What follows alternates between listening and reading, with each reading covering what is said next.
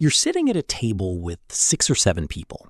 Everyone's talking, laughing, jumping from one topic to the next. And you're just watching, nodding at the right moments, smiling when it feels appropriate. But inside your head, there's a whole conversation happening that no one else can hear. Should I say something? Is this the right moment? What if it comes out wrong? What if no one cares? By the time you finish debating with yourself, the conversation has already moved on, and you're left holding a thought that will never be spoken. If this feels familiar, I want you to know something before we go any further. There is nothing broken about you. What's happening in that moment is not shyness, and it's definitely not a lack of things to say. It's something much deeper and much more human than that. Let's talk about it. Think about the last time you were in a group setting. Maybe it was a family dinner, a work meeting, a friend's birthday party, a group chat that somehow turned into an in-person hangout. You probably noticed it happening in real time. One person tells a story, everyone reacts. Someone else jumps in with a related story. The energy builds. And somewhere in there, you have a thought, a genuinely good one, but you hesitate for just a second too long, and the window closes. Later that night, lying in bed, you replay it. I should have said that thing about... And then you actually say it, out loud, to your ceiling, because your brain finally feels safe enough to let it out. That delay isn't random. It's not bad luck or bad timing. It's a pattern. And patterns always come from somewhere. Here's the thing most people get wrong about going quiet in groups. They treat it like a personality trait, something fixed, like eye color. I'm just an introvert. I'm just quiet. I'm just not a big talker. But if you pay close attention, you'll notice it's not consistent. With 1 or 2 close friends, you might be the funniest, most talkative person in the room. Full sentences, jokes that land, opinions you're not afraid to share.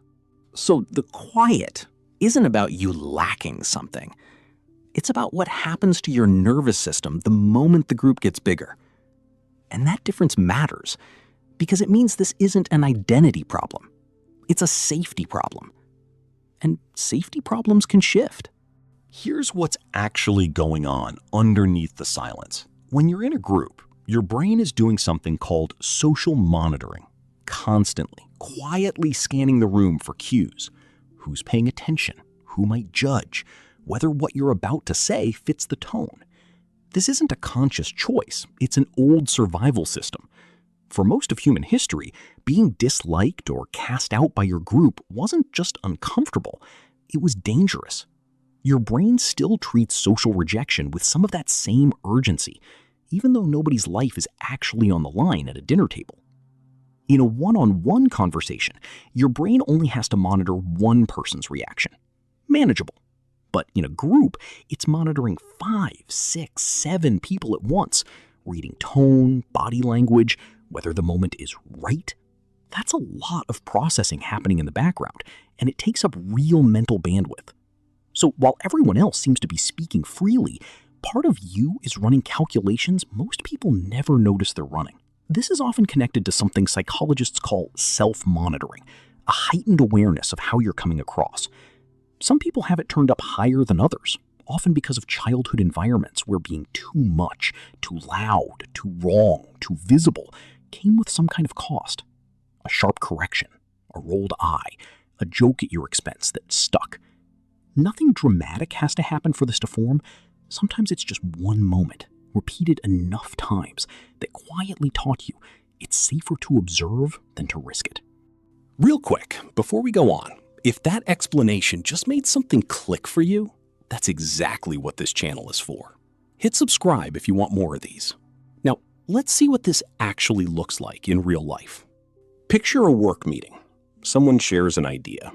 It's actually similar to something you thought of earlier, maybe even better. But you don't say it, not because you don't believe in it, but because a tiny, automatic thought runs through your head. What if they think I'm just repeating them? What if it sounds dumb out loud? Or think about a friend group conversation about a topic you actually know a lot about. You have real insight to offer. But everyone's already talking fast, finishing each other's sentences, and you're waiting for a pause that never quite comes. So you let it go. Not because you didn't want to contribute, because the timing never felt safe enough to release. This is the quiet loop in action. Think it, doubt it, wait, miss it, replay it later.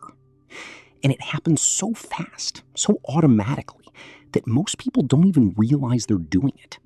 They just walk away thinking, I didn't have much to say today. When the truth is closer to, I had a lot to say, and none of it felt safe enough to release. Here's where it gets a little more emotional, so stay with me. Going quiet in groups is rarely about the group itself.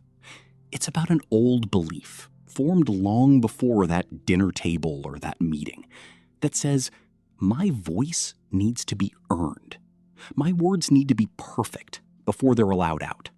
Somewhere along the way, through a comment that stung more than it should have, through being the kid who got laughed at for saying the wrong thing, through growing up in a home where opinions were met with correction instead of curiosity, you learned that speaking carries risk.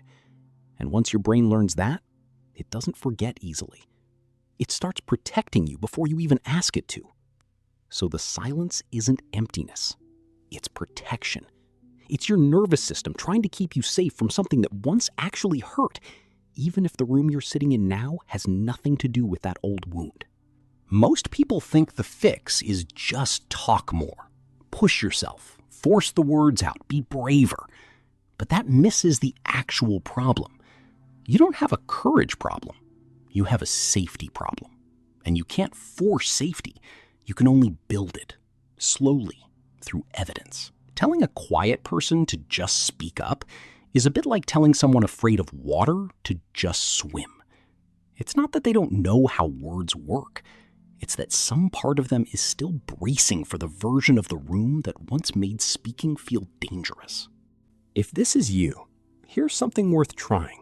Not as a fix, but as a small experiment. Instead of waiting for the perfect thought or the perfect pause, let yourself speak the imperfect version.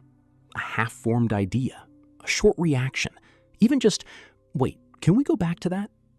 These smaller moments retrain your nervous system to see that speaking doesn't lead to the danger it once did.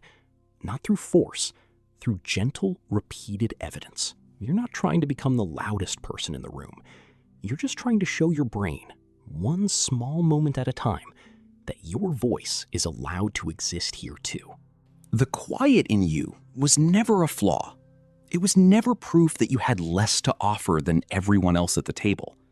It was a young part of you, still trying to protect you from a version of judgment that may not even exist anymore.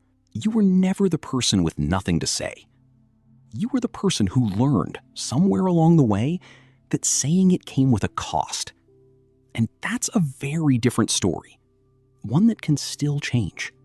So the next time you feel that familiar pull towards silence in a group, maybe don't rush to fix it. Just notice it.